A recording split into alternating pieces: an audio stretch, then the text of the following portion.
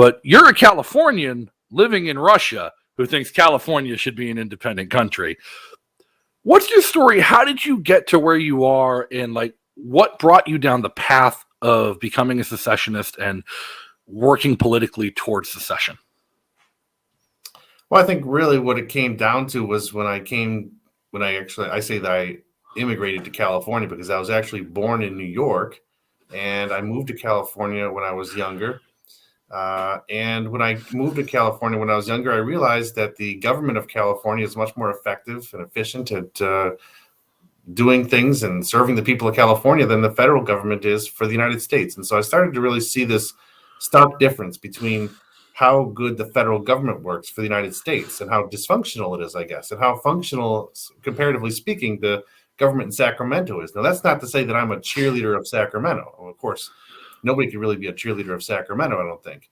But that just really kind of paints the picture of how dysfunctional the federal system is, that nothing can get done. There's complete gridlock. At least things get done in California. Even if you disagree with what they are doing, things get done to some extent. And so I started to see that kind of stark difference there. And then I also started to see how that stark difference really impacted the people of California, because on the one side of the border, we have a federal government that's like using our federal tax dollars in ways that the people of California wouldn't support or wouldn't like them to be used. We're having the federal government redistribute our taxes to other states in the union. So we're subsidizing a lot of our states in the union at our expense.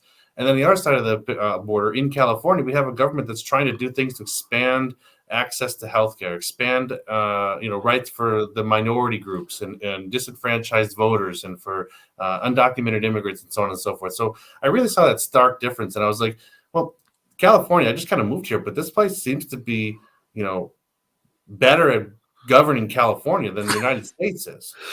Like I know that the folks in Texas like to say that the best people to govern Texas are Texans. And so I really came to understand that the best people to govern California are Californians.